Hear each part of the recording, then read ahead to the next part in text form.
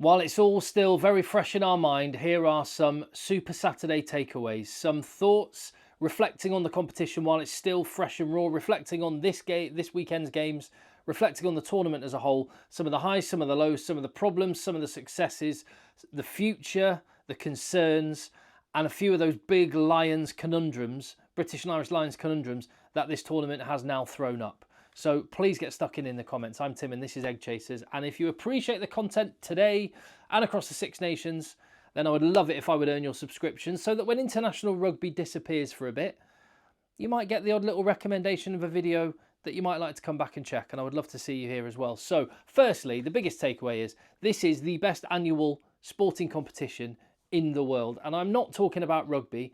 I'm talking about full stop. Annually, there is nothing that tops the Six Nations. The history of it, the proximity of the teams, the history goes beyond rugby.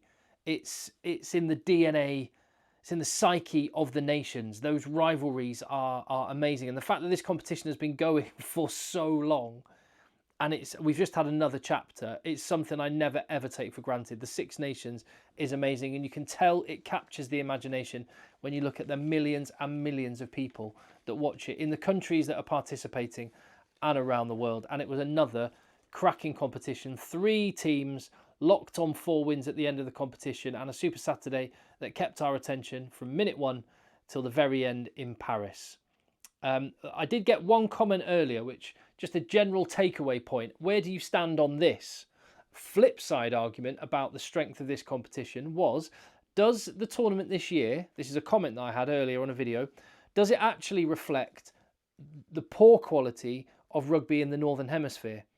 Pointing out Ireland's decline, that England have won 4 games, yet they haven't been able to do very well against Southern Hemisphere sides lately. Italy are going backwards from last year. Scotland are spawning a golden generation. Again, not my words, this was the comment. And Wales at the worst position they're in history. So does this year's Six Nations, does it actually reflect the poor quality of Northern Hemisphere rugby? I can certainly, it makes you think, doesn't it? And just to jump to one of the big concern points, which was mentioned by that commenter and which is undeniable, and Adam Jones's face, he just became a meme today. Poor Adam Jones, 1,000-yard stare, wondering, well, I mean, that man was there in the team that won Grand Slams, and he's there trying to do his very best to pull Wales out of the doldrums. And nothing that he's trying and nothing that he could necessarily do is going to change anything very soon. And Wales, the issue wasn't Warren Gatland. The issue wasn't Wayne Pivac. They had a little bit of a bounce, caught Ireland a bit cold, but Adam Jones's face says it all. There are deep, deep-rooted issues in Welsh rugby which are going to take some time to sort out. I mean, there are some green shoots there. The under-20s had a great win against England in the under-26 Nations Championship last night. Maybe there is some young talent that can take Wales forward, but you just feel like if you're not going to have some drastic fundamental action now, you never will. And now is the time for significant change within the regions. I still think 4's too many. Go down to 2, East and West. Maybe try and pump up the club game that people had such an identity with, clubs like Neath and Swansea, and kind of resurrect some of those old forces and then concentrate the talent to 2 regions. And then accountability at the top.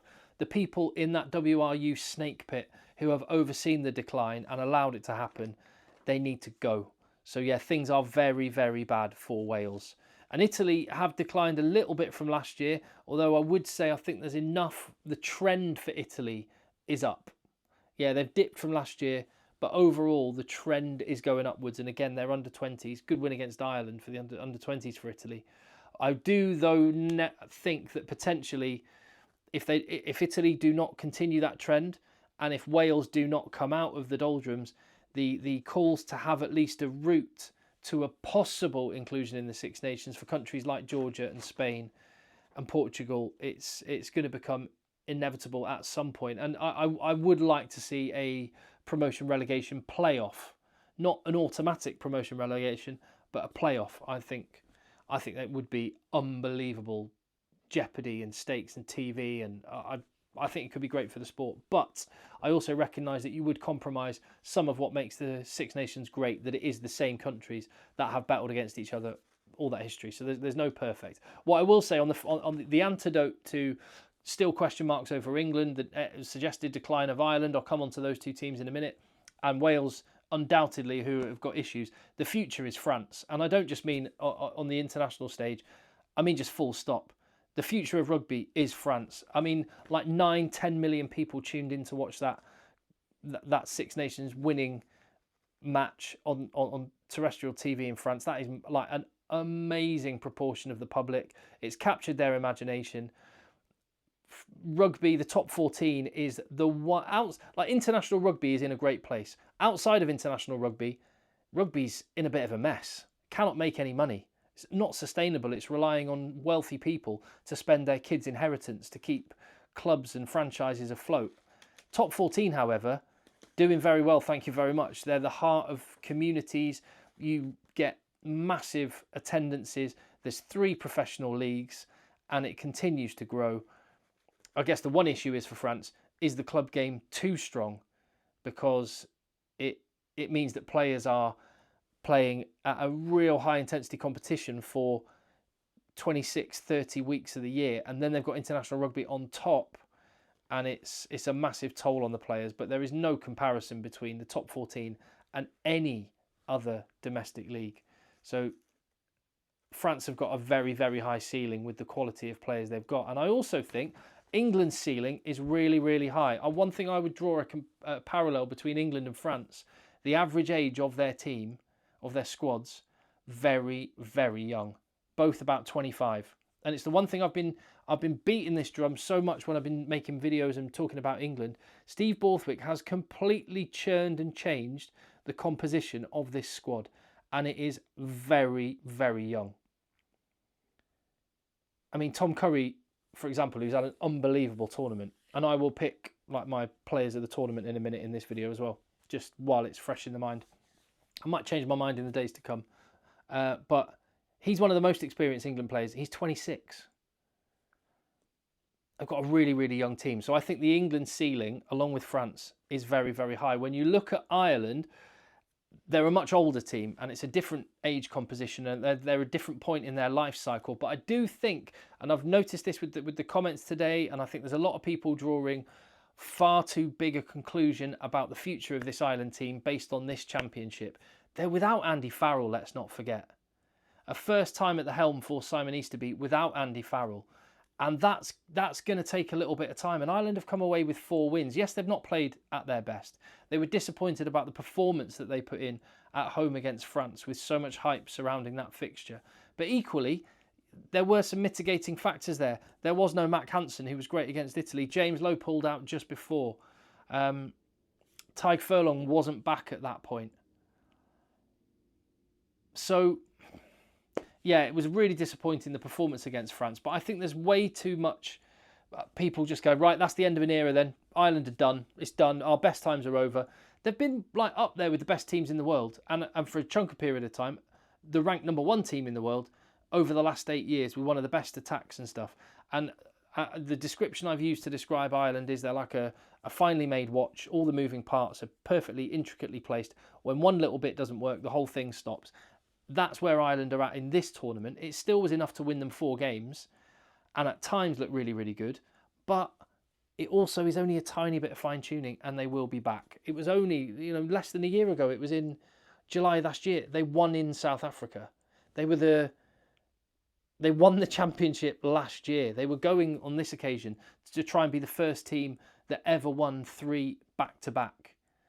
And they fell just short, and I don't deny that there is a bit of evolution to happen with this team and a little bit of churn. But the provinces, the school system, they punch well above their weight in terms of the talent, and they've got coaching setups and pathways which have consistently produced brilliant players.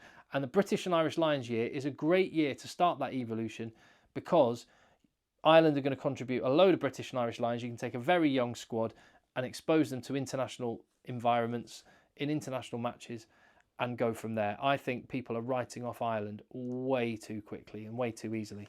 The broadcasting, here's a bit of a hot take, or a little bit of a takeaway. I don't think the broadcasting's been very good of the Six Nations. I'm talking about the UK here. I feel a little bit harsh on this one, or a little bit, people in glass houses shouldn't throw stones because, this channel's not perfect. I will just say, by the way, this channel is just me. It's only me. There's no one else. No marketing budget, no corporate entity, no funding. It's just me, which, by the way, is why I would love it if I would earn your subscription, give the video a thumbs up, and why I'll welcome any feedback, just as I'm going to offer some feedback now. I've been involved in broadcasting rugby with BT Sport before it became TNT Sport, who, by the way, I think TNT Sport do a really, really good job for what it's worth. And I think I've worked with the guys that are behind BT Sport and now TNT Sport, and I know it's a massive part of the agenda to keep saying, what's next, what's next, what's new. And it was always, when I was part of that environment, one of the things I really, really valued was it was like an open door. If you had an idea, what about this, what about this, what about that? I just feel like there's a bit of going through the motions with the Six Nations. It's the biggest competition, and we're just doing it the way it's always been done. Look at some of the personnel that they use. Yes, it gets freshened up, and there are some absolutely brilliant analysts and pundits. Sam Warburton, I think, is amazing.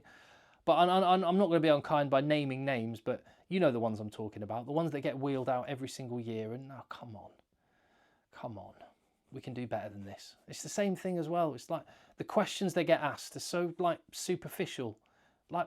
Again, and I'll just draw it back to a video that I made yesterday talking about the Rassi Erasmus podcast. Let's get under the surface, get under the skin a little bit. Let's get into the human bits of it and reveal things about the people, the stars that make up the game. And it just all feels a bit superficial and top line. And I think a part of that is the fact that because it is on terrestrial TV, and yeah, great, I'm pleased that BBC and ITV have wrapped up the coverage for the next 4 years in the UK, I'm talking about. But the broadcasting should be aimed, in my opinion, and I think this is where they're going wrong, the broadcasting should be aimed first and foremost, and maybe entirely, at rugby fans.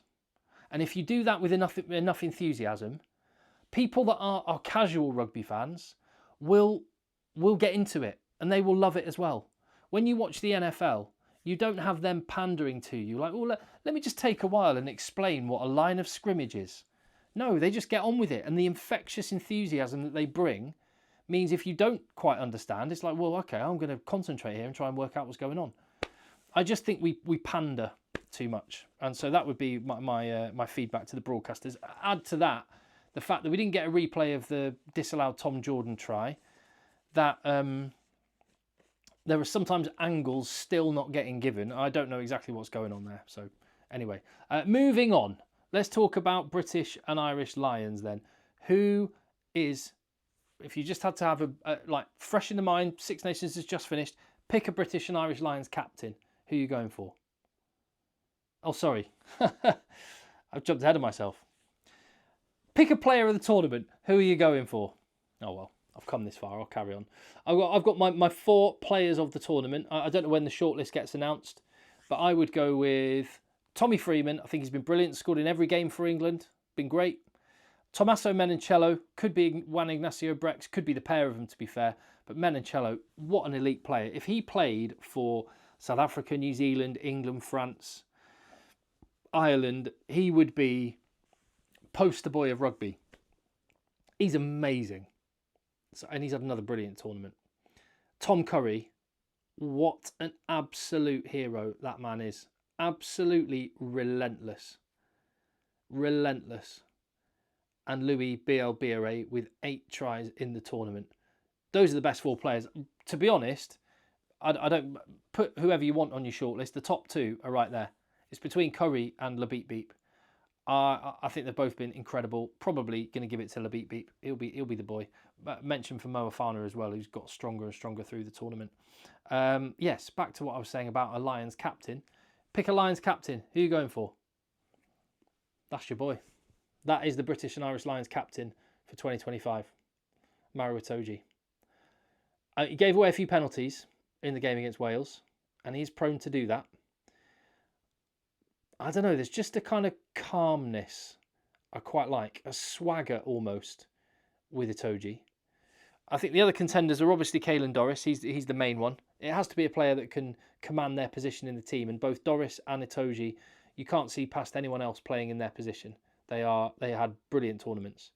Itoje's so good. He's 100% starting. I think he's captain as well. He's been on tours before, and I think that's massive. And that's something he's got over Caelan Doris. So while they're both relatively new international captains, I think that experience of previous tours is going to count in Itoje's favour. So I go for him. And another little curveball selection, Owen Farrell. Just saying. Which brings me on to your choice for fly half. Who would you have as a Lions fly half? That's the bigger other question mark a lot of people will be talking about. Right, I've seen all the games now. Who's the fly half? I still think Finn Russell is number one. And I think Russell I've already seen he's got some criticism following the Scotland game in Paris.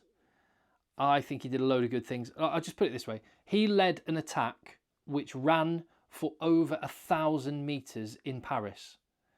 He led an attack which had double the number of attacking metres than France had. And it's not on Finn Russell that the team got into France's 22 8-9 times and didn't convert on most of those occasions. That's not on Finn Russell. He's engineering the opportunities and he's still my number one. I think what comes next is either, this is my thought, either you take Marcus Smith or Finn Smith. I think some people are thinking maybe it'll be both. But I think you take either Marcus Smith or Finn Smith and you might be thinking I'm going to say, and Jack Crowley or Sam Prendergast, and either George Ford or Owen Farrell. Throw that little grenade in there. I just think British and Irish Lions Tour experience, 99 caps, second highest point scorer in the history of the sport. That's the sort of experience that maybe is useful on a British and Irish Lions Tour. Let Sam Prendergast go and have a summer tour with Ireland to bed into international rugby. Jack Crowley's goal kicking today was a bit of a concern. Didn't help his case, but I think he's a brilliant player.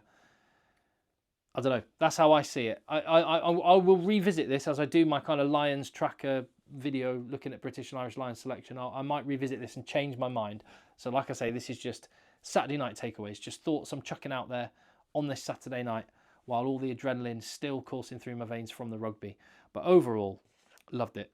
Brilliant tournament. There's a few little grenades I've lobbed out. And I look forward to seeing what comes back this way. Let me know. I'll see you on the next one.